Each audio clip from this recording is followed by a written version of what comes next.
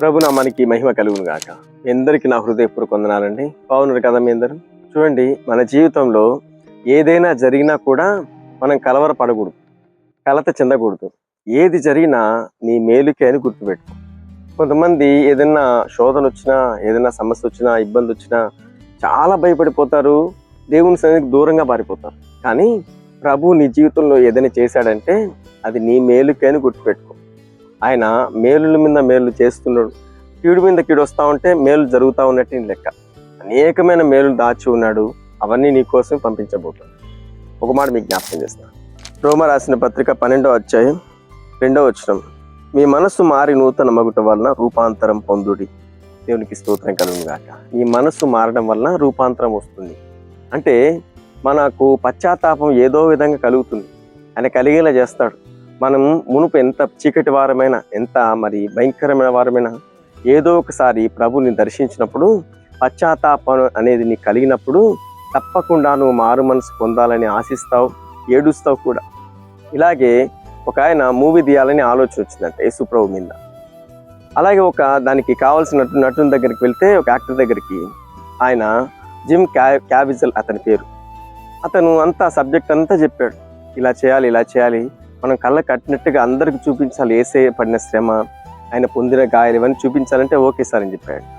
Cinema మొత్తం చేస్తూ ఉన్నారు. ఈ నటుడు అద్భుతంగా నటిస్తున్నాడంట. దర్శకుడు చెప్పిన దానికంటే చాలా లోతుగా వెళ్ళిపోయి ఇంకా చాలా బాగా చేస్తున్నాడని చెప్పి డైరెక్టర్ చాలా సంతోషించాడు. అలా చేస్తూ ఉన్న సమయంలో యేసు ప్రభువును పట్టుకొని ఆ సైన్యం అంతా ఒక చోట బంధించి కొట్టే సీన్ ఉంది కదా, రియల్గా చూపిద్దాం. ఎందుకంటే ఈ సీన్ అంతా ప్రజలను ఆకట్టుకునేది, ఏడిపించేది, బాధలో కరికించేది కాబట్టి రియల్గా చూపిద్దామంటే డైరెక్టర్ కూడా సరే అని చెప్పాడంట. ఆ ముళ్ళ కొరడా తీసుకొని కొట్టేటప్పుడు అది అతని చర్మానికి నిజంగా తగిలి చర్మం అంతా కోసుకుపోయిందంట. కోసుకుపోతే 13 కుట్లు పడ్డాయంట. 13 కుట్లు. వెంటనే అంబులెన్స్ పిలిపించారు, హాస్పిటల్ తీసుకెళ్లారు, కుట్లు వేశారు. అతనికి ఏం పర్వాలేదు, బాగుంది. కానీ డైరెక్టర్ని పిలిచి, యేసయ్య ఈ గాయాలను నిజంగా పొందాడా? నాకు ఒక్క గాయానికే నాకు ఇంత బాధ తగిలితే మిగతా అన్ని గాయాలు ఎలా పొందాడానని కళ్ళకు నీళ్లు పెట్టుకొని, ఆ గాయం 2-3 రోజులకు మానిపోయిందట.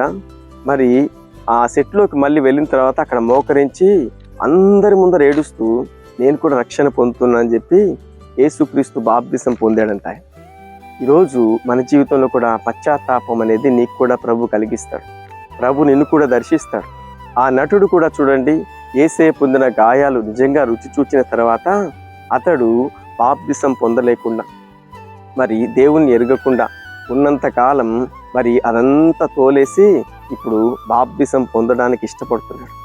యేసే నాకు కూడా కావాలా, సొంత రక్షకునుగా నేను అంగీకరిస్తున్నా అని చెప్పి అక్కడికక్కడే ఆ రోజే బాప్తిసం పొందాడు. ఈరోజు నీ జీవితంలో పశ్చాత్తాపం లేకుండా జీవిస్తున్నావా? యేసేని దూషిస్తున్నావా? చర్చికి వెళ్ళే వాళ్ళందరినీ అపహాస్యాస్పదంగా మాట్లాడుతున్నావా? అయితే ప్రభు తప్పకుండా నిన్ను కూడా దర్శించబోతున్నాడు. నీకు కూడా మారు మనసు కలిగించబోతున్నాడు. నీకు కూడా బాప్తిసం పొందే సమయాన్ని సమీపంలో ఉంచి ఉన్నాడు. తప్పకుండా ప్రభు నీ కుటుంబాన్ని కూడా వెలిగించును గాక. ఆమేన్. మీ అందరి కోసం ఒక చిన్న ప్రార్థన చేస్తాను. మహాపరిశుద్ధుడా, మహోన్నతుడా, నీకు స్తోత్రములు. ఈ మాటలు ఉంటున్న ప్రతి బిడ్డలు తండ్రి, ఆ నటుడు వలె, ఆ యాక్టర్ వలె ప్రభు, అతను కళ్ళమ్మడి నీళ్లు భయంకరమైన పశ్చాత్తాపంతో యేసయ్యను సొంత రక్షకునుగా అంగీకరించినట్టు ప్రతి బిడ్డలను అలా దర్శించున్నాయని, అలాంటి కృపను ప్రతి వారికి దయచేయమని, రక్షణ ప్రతి కుటుంబానికి అనుగ్రహించమని యేసు నామములో ప్రార్థిస్తున్నాం పరమ తండ్రి. ఆమేన్. వీడియో చూసిన ప్రతి ఒక్కరు లైక్ చేయండి, షేర్ చేయండి, సబ్స్క్రైబ్ చేయండి. మీకు తెలిసిన వారందరికీ వాక్యాన్ని పంపించండి. ప్రభు నిన్ను, నీ కుటుంబాన్ని దీవించును గాక. ఆమేన్.